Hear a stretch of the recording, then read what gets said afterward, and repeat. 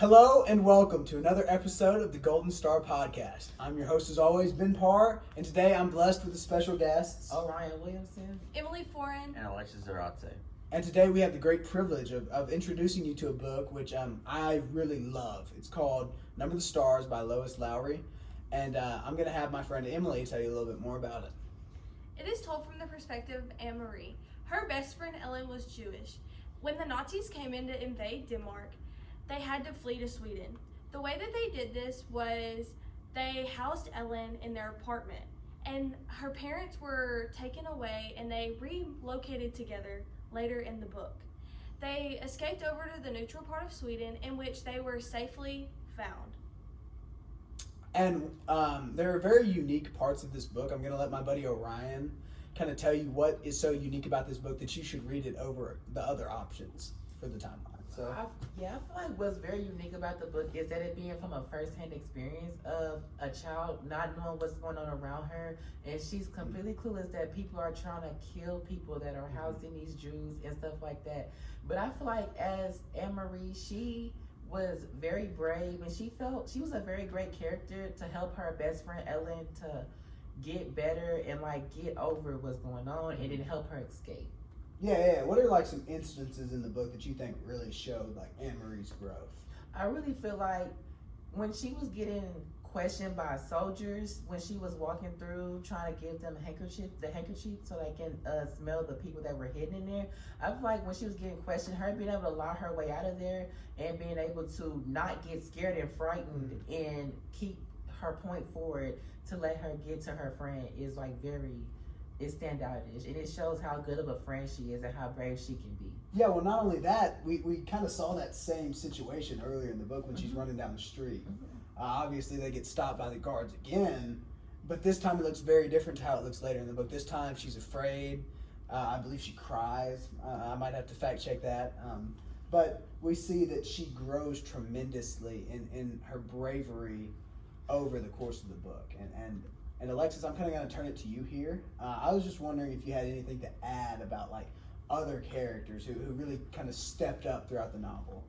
I would say Uncle Henrik, which he took in, or he didn't take them in, but he transferred some Jewish people from Denmark to Sweden and gave them the safety. And he didn't have to. He just wanted the kindness of his heart. Yeah, he's the only character in this novel that doesn't really know Ellen. That's kind of crazy, but so I definitely see where you're coming from there. Emily, do you have anyone that kind of stuck out to you as wow, this person was kind of shocking? One of the people that was very prominent in the book was Lisa, the older sister to Anne-Marie. But the thing is that it referenced in the very beginning that she has passed away. And so throughout this whole book, she is not current, but they keep her story alive. And they do that through Ellen having to play Lisa, the daughter, whenever the Nazis come into the room that night. And she also, as they continue on, they really just say, in the beginning, it's Lisa was in an accident. And the girls don't understand or know, the full details and intensity of this accident. And it's later revealed at the end that Lisa died helping Jewish people, and her fiance did the same. And so it really just keeps her story alive, and she's a very prominent character without ever being essentially in the book herself. She doesn't really take up that much page real estate. I had never really thought of that. That's a very interesting thought, is how big of an impact she had and how we can still see her character arc even though she's really not even in the book herself. That's a very interesting point. What did you guys think about the little sister? I noticed that she what showed. What are you nerds doing? Dad! Oh, crap, Dad! We finally had it going good. I'm so sorry for the brief intermission there, but we're right back, and I was talking about Christy. Christy is the younger sister of Anne-Marie, and I thought her character development was kind of downplayed by the story, but actually very powerful when you think about it. Towards the start of the story, we see her as just a big crybaby, honestly, who was kind of a know-it-all, and if she knew something, she would tell you excitedly, which We've all been there. Okay, I'm not knocking her, but towards the end of the novel, when they are on the train and the German soldiers go up to him and they ask a tricky question. They ask, "Are you going to celebrate the New Year?" Obviously, it was the Jewish New Year at the time, and little Christy knew this, but she showed great development in holding her tongue and saying, "What do you mean it's not the New Year? We're going because I have pretty black shoes." And I thought that was like a kind of powerful moment that wasn't really spoken about. You know what I'm saying? And I feel like there's other characters that meet that. I definitely think the mom, she was very like brave and courageous with the stuff that she did. She was definitely one of a standout character to me because being able to just think like she did and to be able to maneuver how she was, it was just like a big part of the story that helped it all unfold together. Yeah, I completely agree. Like the story talks about how it's so much easier to be brave when you don't know what's happening, but the mom was the one who really grasped all of this and who really stuck her neck out there, her and Uncle Henrik, obviously. But that kind of leads me into another aspect of this story, the humanization that it provides. Like, you often see the number 6 million Jewish people killed, and you think, wow, that's a big number. But I think it's a quote by Joseph Stalin, which is kind of debatable if we should bring him up, but it's one death is a tragedy, 100,000 deaths is just a statistic. And I do think that rings true here. It's just so many people, and it's so tragic that I think humans can't really comprehend that. And I think stories like this really help us. We can like read and we kind of fall in love with the characters. And luckily in this book they do make it out okay, but if they didn't, like, I think it's a great way to put yourself in their shoes, kind of. Do y'all have anything to add? You can really relate to the humanization part of it and the fear whenever the Nazis come into the room that night and Ellen has decided that she's going to pretend to be Lisa in a sense, and the young girls younger than us are in this room in their nightgowns. It's the middle of the night and they're like fear because they can see the soldiers through the crack in the door, and just to think like they had to get back in bed and just hope that they didn't come in, but they had to think fast and yank the necklace off of Ellen and hide it. And that's just such bravery that like encouraged that I'm not sure that we would be able to portray. And that's something that if you really think about it and put that humanization factor into it, it really just makes it more relatable. And then that 6 million. 6 million turns into like 6 million times, and you it know really how long that would take, and it just puts it into perspective, or helps to. Right. Well, I think that's all the time we have for this segment today, but we will catch you at Golden Star Trivia. Thank you and have a great day. Hello and welcome to the next portion of the Golden Star podcast. This is obviously the trivia section, sponsored by El Galero. Thank you for letting us come out here and use your facilities for this part of the show. Obviously it's beautiful this time of year here in the middle of town, so we'd love to see this. We're going to let Emily start us off with our first question. Obviously she's going to go bobbing in the chips as we always do, so if you'd like to go ahead and do that. Okay. All right. Now for the first Found question. one. Who was the bravest character in the novel? That's a good one. Yep. Go ahead and pile your mess back in.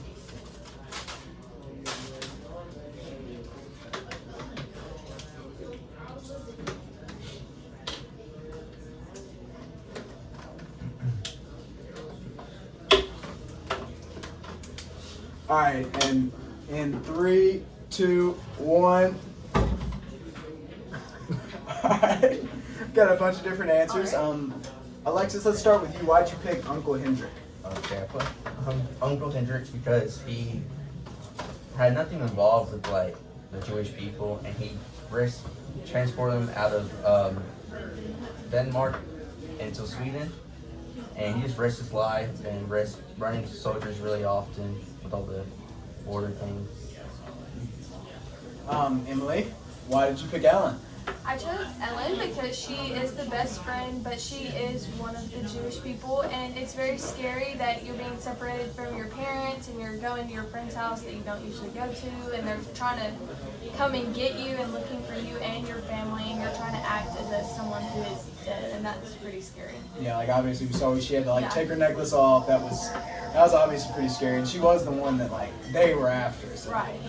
So I definitely get that. But Orion, you picked Anna Marie, and I was just wondering why that was. I picked it because at that young of an age, when you don't know what's really going on and you are having to go through these hardships, of like the people are coming to get your best friend, and like y'all not being able to be like friends at the moment because y'all have to act like and hide each other.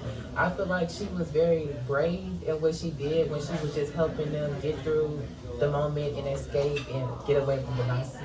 Yeah, well, I mean that's a great point. But actually, I picked the mom, and for almost the exact opposite reason. I thought she was braver because, like as the novel said, the people who didn't know, it made it easier to be brave when you didn't necessarily know what was going on. It made it easier to lie and all that. And so I think the fact that the mom understood the gravity of the situation really makes her braver in this instance. Just because, like, she knew that if she got caught, very bad things would happen to not only her, but also her family. So, I think that goes for Uncle Hendrik, too. But I think these are all very valid answers. It's a tough book with a lot of brave characters. So, I think we're on to the next question. Welcome back, everyone. And for our next question, we're going to let Alexis pull it on out of there. So, let's see if he can get there a little bit cleaner than Emily could. Looks like he is going for the Orthodox approach. Okay, so the next question is, would you house Jews if there was Nazis in your territory? Okay. Everybody start writing. Get back to you in a second.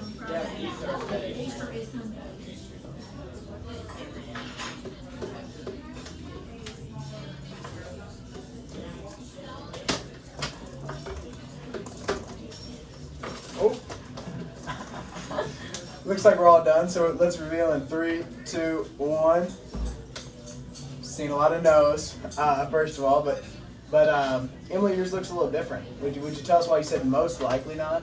I put most likely not because I would like to say that I would think now that I would house Jewish people during that time, but realistically, in the moment, I would probably be most likely fearful of the soldiers with the big boots and the guns, and I would most likely not house them. Okay. Alexis, I noticed you also had a no. What was that for? Okay, so for me, I said no because taking people into your house is very costly, and also food is already being rationed, so just taking someone else would be hard to do. Yeah, that's a great answer.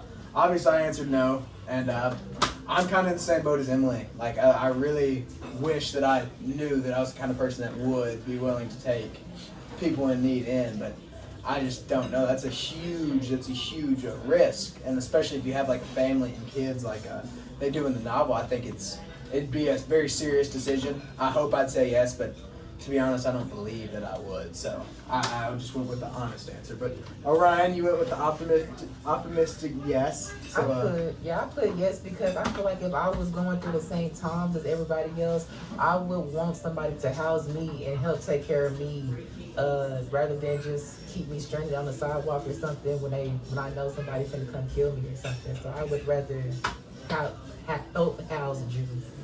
Well, I think that's very noble of you, and I think we should all strive to be like that. But with that, I think we're going to have to hear a word from our sponsor. So we'll see you after a very short ad break. Goodbye. Hello again, and thank you to our sponsors. Y'all have been awesome, and it's really what keeps this company going. So if you don't mind, just give them a look. And with that, we'll get back to our normally scheduled programming. So Orion, it's your turn. If you can't find one in there. Okay, I got one. If you were the Rosenwalds, would you come back to Denmark?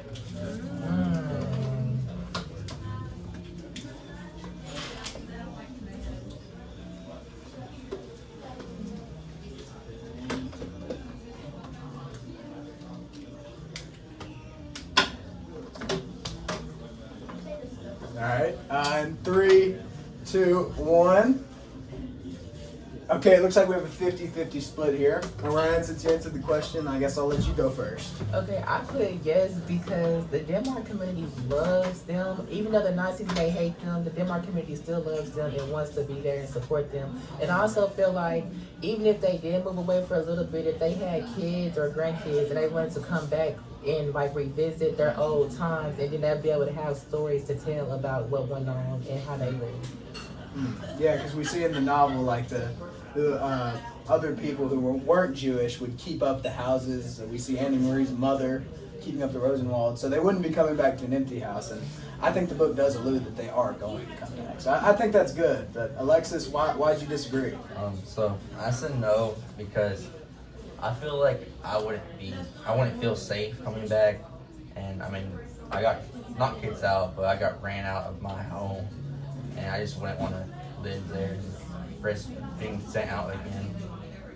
All right, Emily, would you like to rebut that? You said yes, obviously. Yes, I put yes because it would be like a win against the Nazis in a sense. Like, they've had so much downfall and the Nazis have been like winning, and then in a sense they come back and they claim back like what the Nazis took from them, and they're like gonna reopen their button shop and like just like make it back new. Wow, that's a very great point.